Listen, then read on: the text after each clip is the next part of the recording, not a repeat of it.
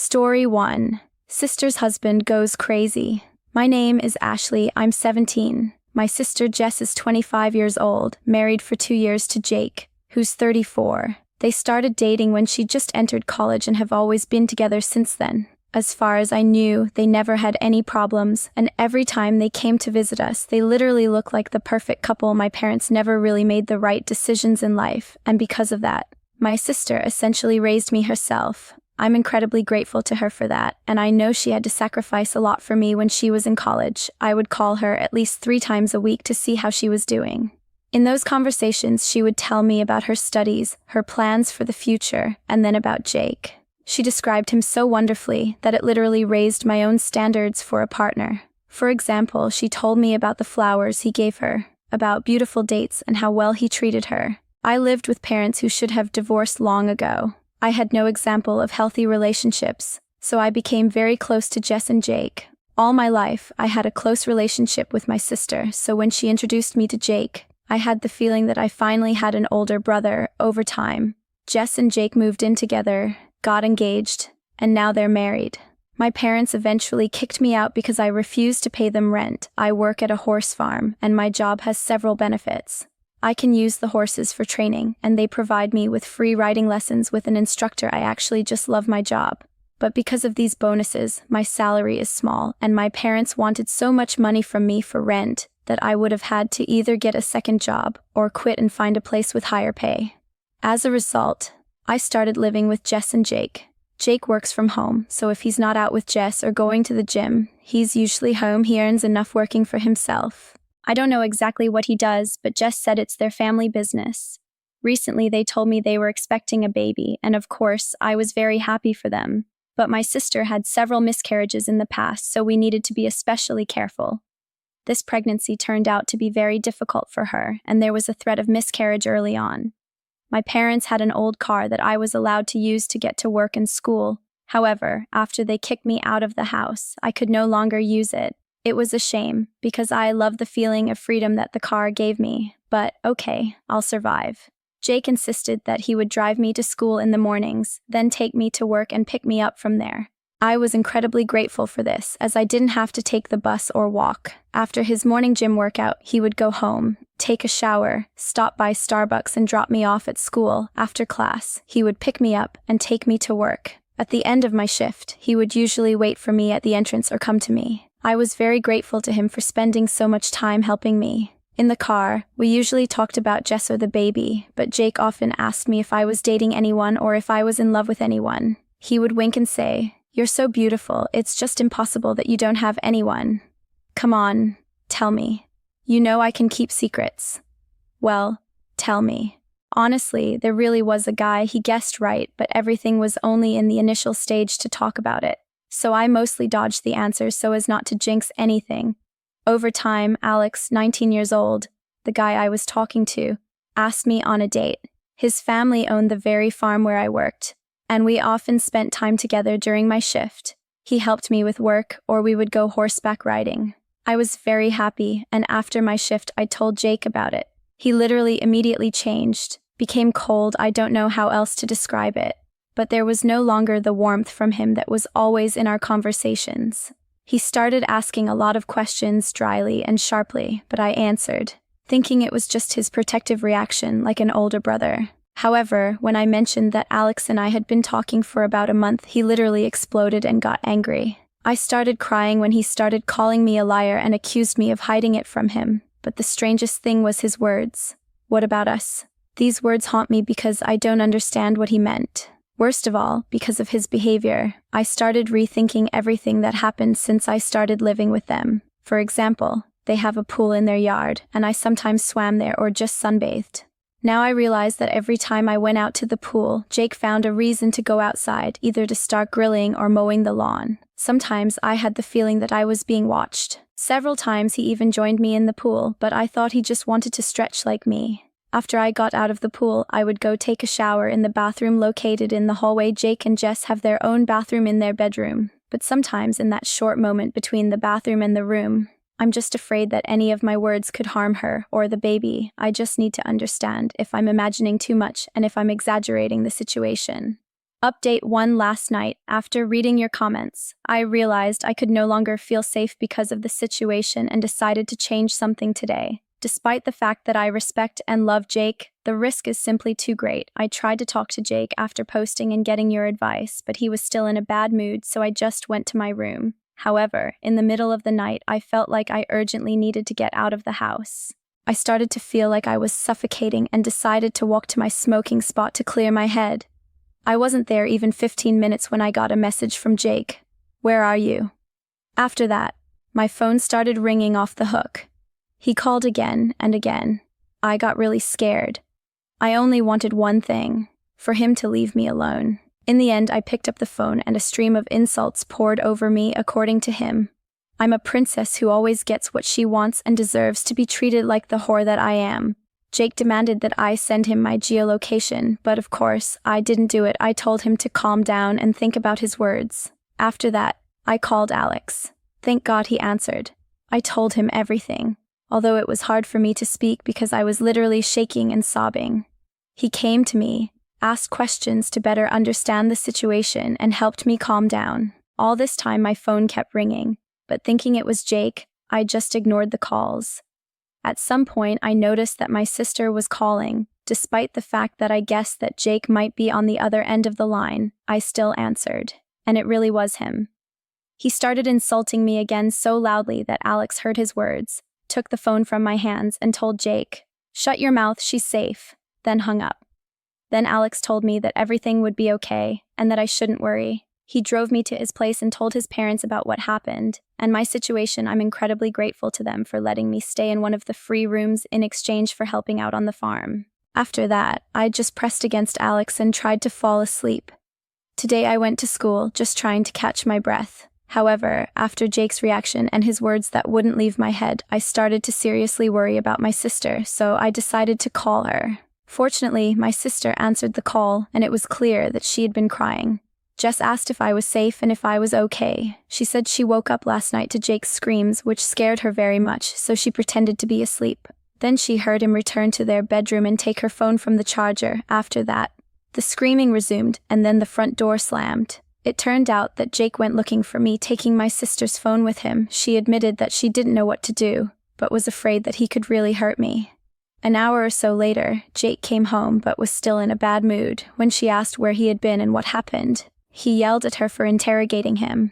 Jess said she had never seen him so angry before. He was literally smashing furniture.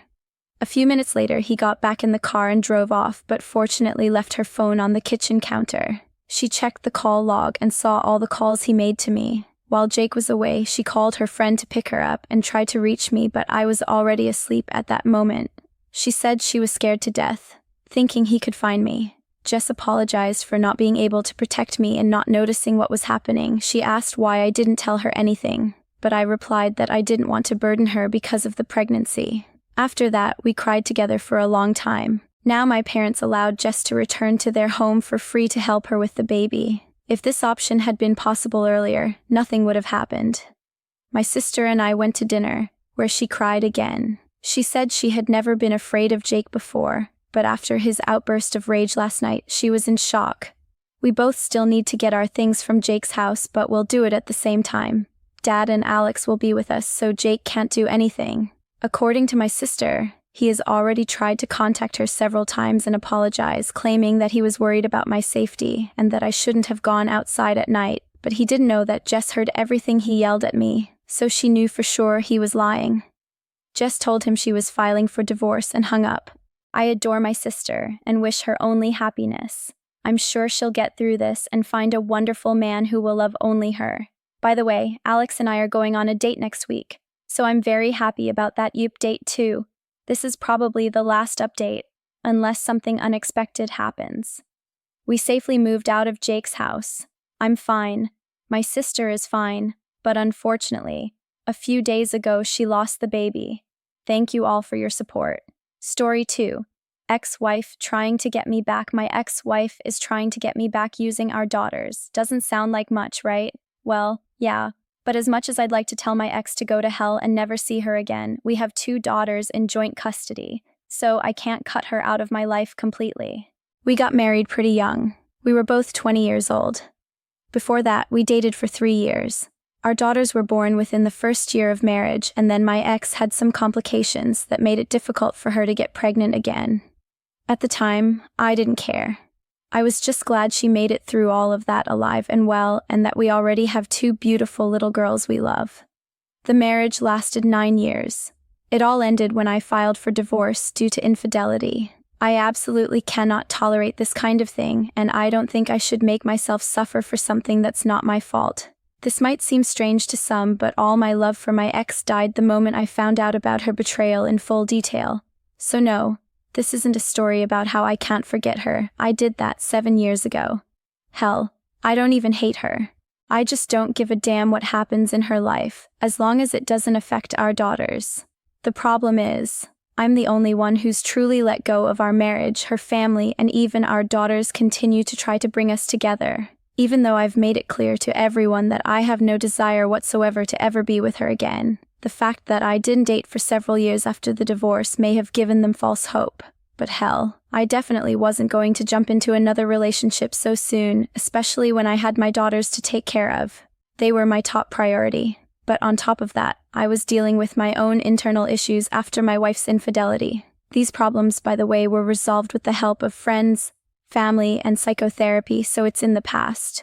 I don't have any difficulties communicating with our girls. Absolutely none. They understand everything else perfectly. We never argue or yell. They don't have any stupid teenage rebellion yet. No tantrums or anything like that. It sounds good, yes, if not for one thing. They know that their mother cheated on me. My ex told them herself about 3 years ago. I think she's been feeding them some kind of nonsense since then, and I've asked her countless times to stop. It doesn't help anyone. It only hinders them from moving on. But my ex didn't stop. She simply became more subtle. In all these years since the divorce, she hasn't dated or slept with anyone. I think she considers this something worthy. But I don't. To be honest, it even offends me. When we were married, she was with someone else, and now, that means, she's been doing just fine without intimacy for 7 years. And forget her. It doesn't matter anymore. Before, when I was with my daughters, I could ignore the rare mentions of their mother, the conversations about how good she looked, or the photos they showed me of her obviously dressed up to impress, but lately, things have gotten much worse. Why? Because I have a girlfriend. Clemence isn't my first girlfriend since the divorce, but this is the most serious relationship I've had since the marriage ended. Plus, she's 8 years younger than me. Before we became a couple, we knew each other for 4 years. We shared a hobby, so everything gradually developed from friendship to a relationship, and I can honestly say I love this woman. I was surprised when I realized this because, frankly, I was afraid that my ex's actions had broken something inside me and that I could no longer truly love someone the way I once loved her. At first, my daughters were told almost nothing about our relationship, as indeed about the 2 previous ones I had after the divorce. But then they started coming home earlier than they were supposed to, according to the prearranged schedule, and they caught Clemence and I together. We didn't do anything compromising or inappropriate. At first there was grumbling, then questions like, "What is she doing here?" And then it felt unfair to their mother. As if I had started this whole thing solely to spite their mother. I sat them down and talked and talked and talked. But my daughters just don't get it. They can't shake this ridiculous fantasy of their mother and I getting back together. Clemence, thank God, understands everything and isn't angry at their behavior. She says they need time, but I doubt that will change anything. It hasn't worked so far, so why should it now? Anyway, since I'm completely out of ideas, I decided to ask for advice here. Maybe one of you has the slightest idea what to do about this. Is there any way, any approach, that could help my daughters understand that I will never, under any circumstances, go back to their mother? The comments suggested having a serious talk with my daughters. Tell them that while I maintain a good relationship with their mother and we both tried to provide the girls with a stable childhood, there will be no return under any circumstances. But I had already done this dozens of times. It seems they just don't get it. About a year ago, my daughters asked me why I didn't want to be with their mother again. I mentioned her infidelity. I admit I hesitated at the time, but I couldn't think of anything else. And it turns out their mother had already told them about it several years ago. Every time, they use the same argument. She's faithful to you now. When I respond that it's impossible to be faithful to someone you're no longer with, they simply ignore it. People said, "My daughters know why I divorced. They know their mother cheated on me." They seem to be living under some kind of delusion about the reasons for the divorce, most likely fueled by their mother's words. They've never seen their mother as anything other than loving me and them, or at least, they don't remember ever seeing her cold and distant towards me. During her infidelity, and it was definitely an ongoing affair, not an isolated mistake, she was the complete opposite of a loving woman. I tried to take the initiative, but I was repeatedly pushed away, and I felt increasingly devastated until one day, with the help of a close friend, I realized that I was fine, and therefore it was her. That's how I uncovered her infidelity. Small things, familiar gestures had disappeared. It sounds silly, but we always kissed at the door before going to work. And only now, looking back, I realized that this ritual simply disappeared. Ultimately, their mother denied me even the most basic expressions of love, giving them to someone else. For me, this is unforgivable. My daughters don't understand this, and they never will. Even if I told them, I would prefer not to. It's so painful to realize that your spouse, it turns out, didn't care about you that much, so all this regret, remorse, and dreams of us getting back together make no sense to me. Where was all this love and guilt when it really mattered? Update. It's been quite a while since I first wrote here, and recently I was reminded that I owe an update to the kind people who helped me with advice and support back then. A lot has happened. In particular, my daughters stumbled upon my post by chance. I had no idea they were even part of this community. One day I came home from work and found them crying. They literally pounced on me, hugged me, wouldn't let go, and begged me to forgive them. Unfortunately, they read one of my comments and learned the terrible truth about the extent of their mother's betrayal and how much it destroyed me. It took us time, but we got through it. I basically had nothing to forgive them for. They're still young and love their mother, and she simply used that love to manipulate them. It's her fault, not theirs. We went to therapy, and after a few months, the psychologist who was helping us all heal and move on said that active sessions were no longer necessary. Now it's enough for us to just come in for check-ins occasionally, rather than meeting every week. Now my daughters and I are closer than ever. True, the daughters' relationship with their mother has deteriorated greatly, which, in my opinion, is understandable. But I still warn them not to dwell on their mother's actions. After all, I myself have long since moved past what she did. We also worked through it in sessions, both their individual ones and ours together, so all of that is definitely in the past. I had a short but stern conversation with my ex, where I made it clear that talk about us being together had to stop. I don't know if it got through to her, but since then she hasn't bothered her daughters with that nonsense. Or maybe they've just learned not to listen to their mother and not to mention it in front of me. Either way, as long as my girls are okay, I don't care what my ex is up to. Since things have improved, the relationship between my daughters and my girlfriend has improved too, to the point where they've started communicating with her in a real way, not just with dry hellos and goodbyes. Sometimes they even ask her for advice on girly things. I can't describe how much it warmed my heart when I first saw it. I admit, it pushed me to the point of proposing to Clemence. She's been incredibly patient and supportive throughout everything. We've known each other for years. We've spent so much time together, and after everything we've been through, I didn't think there was anything more I could do to express how much I love her, but someone beat me to it. 2 months ago, Clemence and my daughters surprised me. She proposed to me herself. Honestly, I felt weird, but also incredibly happy. Not only because of the proposal itself, but also because my daughters helped her organize everything. We had a small, intimate ceremony with only our closest friends and family, and now we are expecting a new addition, and my daughters can't wait to have a little brother or sister so they can spoil them. Story 3. Ruined ex's wedding. I deliberately ruined my ex-girlfriend and my cousin's wedding. It brought me great pleasure. I once admired my cousin. He always seemed like a great guy to me. We were close, like brothers. I had a girlfriend. I was head over heels in love with her and was planning to marry her someday. I thought life was perfect. One day, I came home early. A colleague offered to cover my shift. I was tired and agreed, came home and found them in my bed. We were both shocked, to say the least. I simply told them not to be in the house when I returned and left. When I returned, they were gone. She left a note saying she was sorry and to call when I'd calmed down. I didn't call. I texted her that I would pack her things and take them to my cousin's in a couple of days because she was living with him now, and that's what I did. It took a week to move all her stuff. They both tried to apologize, but I had nothing to say to them. I just knocked on the door silently, handed the bags to whoever opened them, and left. My cousin called me many times after that, trying to apologize, but I didn't accept any of them. 3 years passed, and I completely cut off contact with them. I didn't tell anyone, not my family, not my friends. I don't know why, I just didn't want to. And then one day I got a call from an unfamiliar number. I answered. It was him, happy, pleased, as if he wasn't the one who ruined my life. He says that he and my ex are getting married and asking me to be the best man. I was furious at his impudence. I just lost it, yelled at him, cursed him out, and hung up. A couple of hours later, he sent a message saying that the offer still stood, and if I didn't accept, he simply wouldn't have a best man.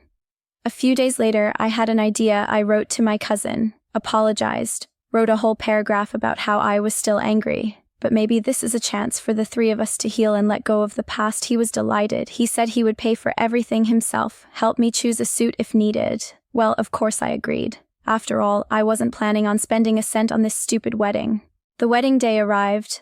I spent the entire week writing out my speech, pouring out all the pain and anger that had been building up inside me for years. The wedding itself looked pretty decent. I think one of them must have a pretty good job now because it looked expensive, like they'd clearly sunk a ton of money into it. Our entire family was there, and a good chunk of my exes too. Finally, it was time for my speech. I remember being incredibly nervous as I approached the microphone, my voice shaking, but honestly, I didn't care. The important thing was that I got it all out. I told everyone what those two horrible people had done to me, called them every name I could think of, and wished them the worst. Then I just left. I expected some drama, some gasps and noise from the guests, but there was none. Complete silence. On the way home, my mother called me angrily, screaming that I had ruined the wedding, that they were both horrified and in tears and asking why I did that. I told her they deserved it and that everything I said in my speech was true. She started defending them. I cursed and hung up. Since then, I've received a ton of calls and messages from both my relatives and hers, accusing me of ruining the wedding. But there were others too.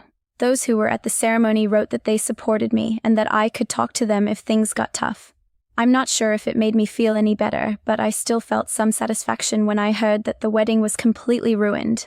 Now they should at least feel a little bit of the consequences of their actions. Many people asked for the speech. I wrote it in Google Docs and read it on my phone. It wasn't perfect, to say the least. I sounded like I was about to cry. I stumbled a couple of times, but I finally got to the end. This isn't word for word, but it's pretty close.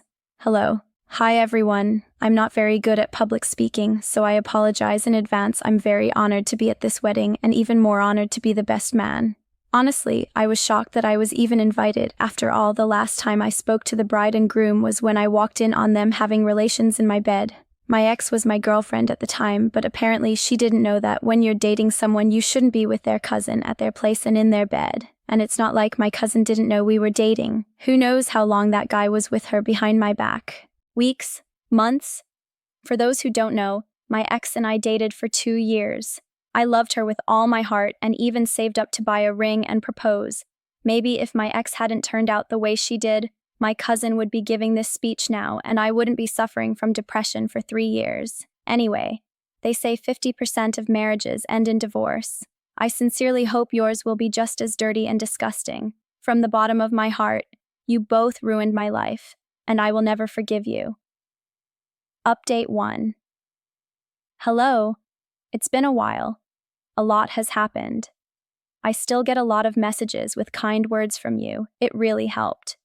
It's nice to know that people still remember me after all this time. I haven't responded to any of them because, frankly, I don't know what to say. Saying thank you seems like too little, but I'm truly grateful for everyone's kind words and support. After that mess with my cousin's wedding, something did happen. My mom tried to talk to me. She said she saw my post. I avoided her for a couple of days and then finally agreed to talk. I can't even find the right words to describe how that conversation went. It's easier to say we just disagreed on whether I was right to act that way. I also got mixed reactions from the wedding guests. Some were supportive, some were judgmental. It was really tough for me. And only recently have I recovered from what happened and started functioning like I did before the wedding. I don't regret what I did one bit and still feel satisfied that I paid those cheaters back in full. I started going to therapy and found a great psychologist who really helped me and taught me a lot. I was diagnosed with post-traumatic stress disorder, which was triggered by how I found out about the cheating. This person became a huge support for me and suggested that I try casual dating to regain my confidence and get used to the fact that rejection is a normal part of life. I signed up for several dating sites, although I avoid Tinder like the plague. The psychologist specifically told me to stay away from it. I didn't have much success with it, but I expected that.